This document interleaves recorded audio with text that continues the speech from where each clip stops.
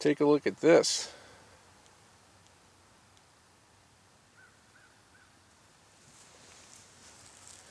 Looks like old KGB is going to have to do unboxing videos from now on. I didn't hear anything about this. That's bad news for me. I'm going to have to find a different place to shoot. Guess I'll just have to worry about that later. The reason I'm here today is to show you the rifle behind the door. In my last video, a few of you saw the, maybe all of you, I don't know, noticed the 94 Winchester that was sitting behind the French door in my living room. And I put it there for everybody to see, actually, to see if you'd see it. And it's one of my favorites. It's a 1942 or 43. I had some conflicting information on it based on the serial number. And what I really like about it is the fact that I only spent $135 on it. About, I guess it was around Y2K, probably about 12 years ago that I bought it. Somewhere between 99 and 2001, I can't quite remember. I could figure it out though, because the place I bought it from was going out of business, the gun shop. And that might have had something to do with why I got it so cheap. But it's got this really cool Redfield sight on it. And if you look on eBay, these pre-World War II, 1940s Redfields receiver mounted peep sights are actually quite collectible. When I got this, it didn't have this elevation plate on it. Oh, they had the plate, it didn't have the screws. They were broken. And I thought, well, how am I going to find those? Well, it turns out, after doing a little bit of research, that Lyman took this design over, and they used a lot of the same parts, and it was the exact right thread depth and pitch for those screws. So I ordered them from Brownells, and I also ordered the aperture because it didn't have one, and I don't know if that's the exact one that it had. I'm thinking not, but that's I believe that's for a Lyman sight, or it's actually a Lyman part. And I don't have the right glasses on to read it, but I think that was a marbles blank in there, if I remember right. And it's missing the front sight hood like most of these were. But it's a beauty. I mean, man, $135. It's got the metal butt plate. It saw some wear, but that's kind of the cool thing about it. It's worn in all the right places. And I like this, where it says Winchester right there on the tang. And I like the knurling, or the checkering rather, on the hammer spur there. I like how that looks. I don't know if that was an original sight. I'm thinking it probably was, because I know that was an option on the 94 Winchesters. So that very well could have been original. So I'm here to sight the thing in, because after having that rear sight apart, I don't know where it is. It's lost. So I just put up a cardboard target, not metal, not bowling pin. Had 25 yards, and I'll see if I can even be on the paper. Actually, I should probably shoot at a clod of dirt first, just to see where it is. I doubt if I'll even hit the paper, because I think it's going to be way off. But anyway, that's what I'm doing tonight. It's a beautiful, calm night. I mean, like, there isn't even a breath of wind. It's just starting to sink in now what that sign means. That means no golf balls, no clay targets on the berm, no steel plates. Wow. Yeah, I guess the world is getting more advanced. Everything's moving faster and everything's getting more restrictive. And I don't even know if this crusty old ammo is going to work. Of course it'll work. The story on this ammo, look at this box. That was in a safe that I think was in somebody's flooded garage or basement or something. A friend of mine bought a safe and it had a whole bunch of junk in it. And he sold me everything that was in the safe for $50 or $60. I think he wanted 50. I think I gave him 60 because it was a ridiculous deal. There was 16 pounds of gunpowder in there, like 30-31, and one or two others I can't remember. Well, that's great for AR-15s and 308s, so I'll take that.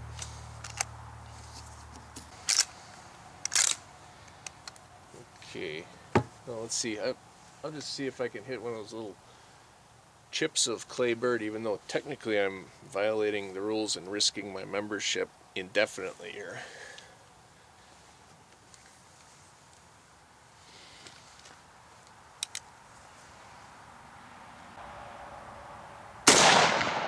Ooh, it's right on. Wow, that was total luck shot. I mean, lucky that I mean, I didn't look at where that was at all when I put it back together. There was no reference because that plate wasn't on there. And I hit the chip, it looks like. Yeah, the 94 Winchester is like the AK-47 of the West. Ballistically, that's basically an AK round, just not full auto or semi-auto. And what I've always thought is, you know, if there were ever a situation where an individual needed to be in battle, you know, for whatever reasons come up in the future, you wouldn't be spraying ammo anyway because you'd have limited resources. Plus, I don't know, I shouldn't even be talking about this. This is kind of out there. But, you know, Jeff Cooper brought it up. If an individual is in battle, it's going to be guerrilla warfare. It's going to be like it was during the Revolutionary War. It's going to be hide behind a tree or under a log, take one shot, and retreat or stay put. And that's it. And so this rifle here is just as useful today as it was back in its day, you know, when it first came out in the late 1800s. So anyway, let me see how I can do on paper before I stick my foot in my mouth.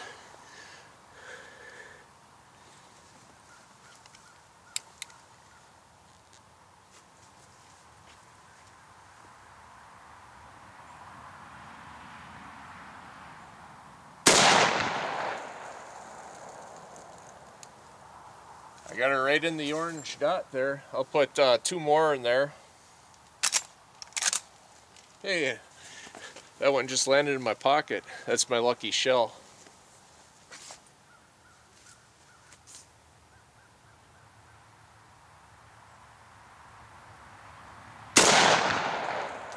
In the orange.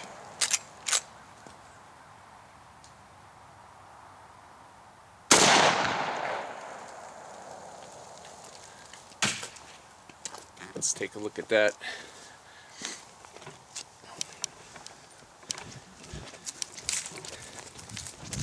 Yeah, I try not to talk too much about things of war, of a warlike nature, just because I think that it probably might make us look like a bunch of radicals. I care so much about how we look, how us shooters look to the general population, the world population, mostly voters in the U.S.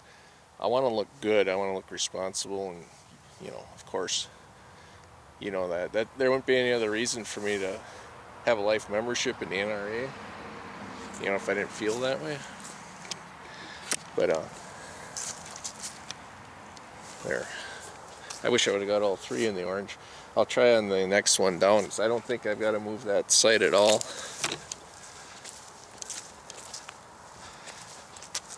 This is a talking video, as you can tell. Trying to do that a little bit more. It seems like it's more popular when I talk to the camera.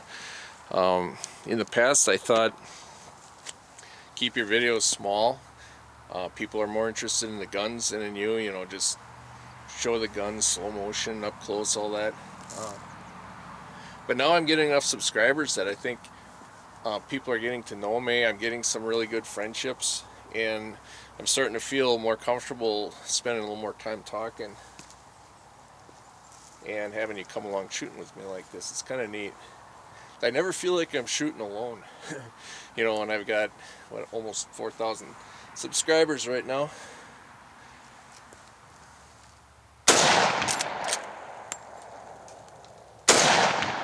That's cool. Yeah, the AK-47 of the West. I love it. Alright, let's just see how it did.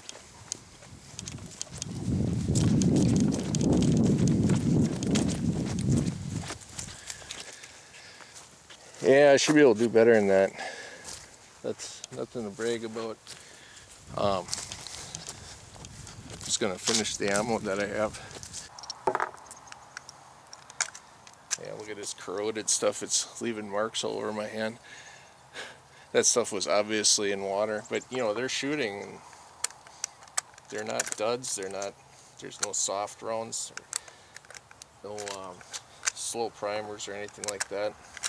They must have had time to dry out over the years. I lost count again. Okay, I'm going to do my best work on that bottom target.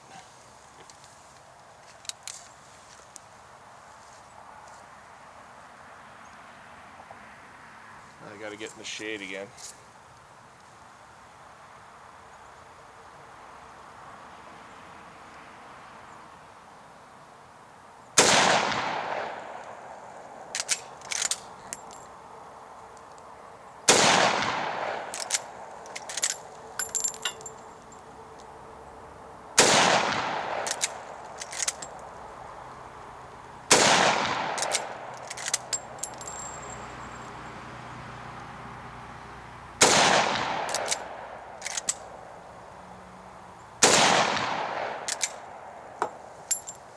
She's clear.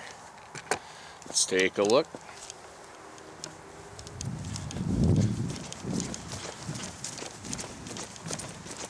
That was 6 shots, right?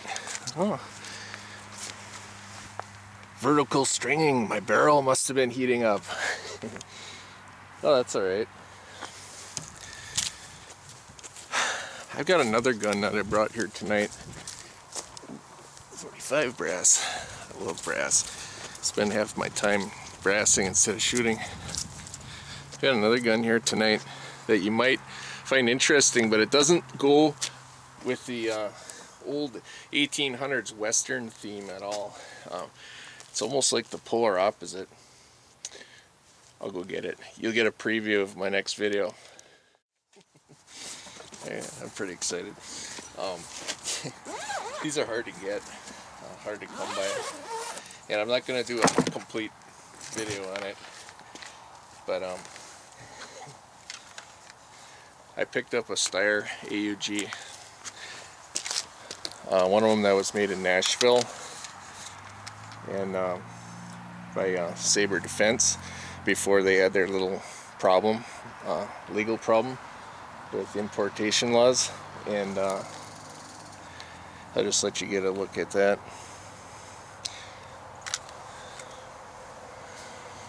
Do you think I should take a few shots with it? That'd probably be a good idea. I just got some LaRue tactical scope mount, you know, base for it, and I'm going to put a Trijicon scope on there too. But in the meantime, I got the old op mod on there, and it should be somewhat sighted in. I'll give her a try. Using the Winchester 748, no, WC 846. That's like powder that's pulled from, I believe, 308 machine gun ammo, and it has a lot of crud. It's not a clean burning powder, and I think that's why the military stopped using it. I kind of wish I wouldn't have gotten this stuff, because you can't use it in direct impingement guns like the ARs.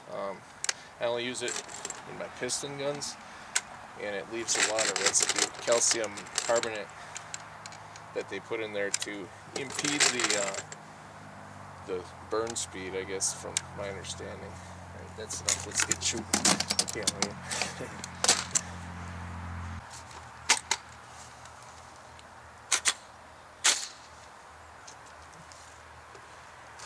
Okay, I'm gonna go for the top target. I'll just try and make a group if I can. I only shot this once before, and I never really verified it if this was on. I just kind of tweaked it till I was hitting dirt chunks when it was dark out.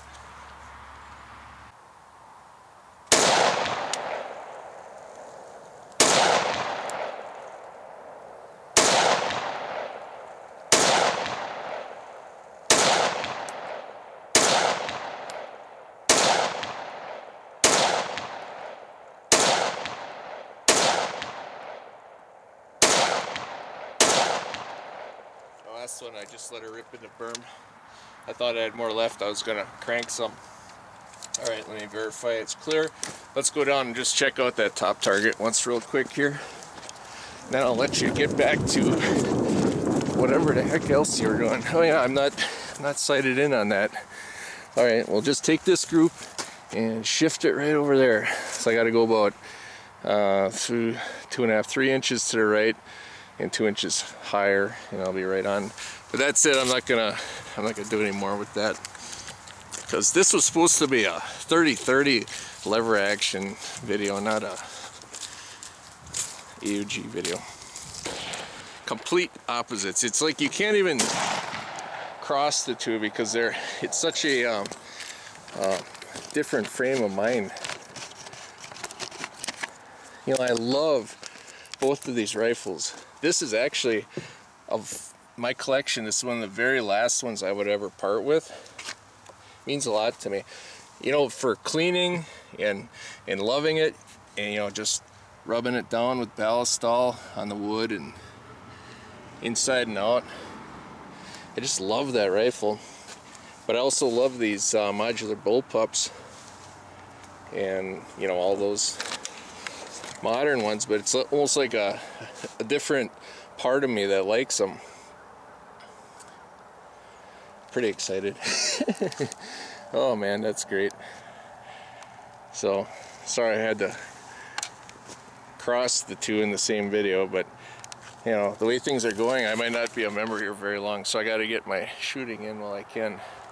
Might have to see the real estate agent pretty soon. So that's it. Thanks a lot for tuning in, and I hope you can check out my next video. It's gonna be on that for sure. See you later.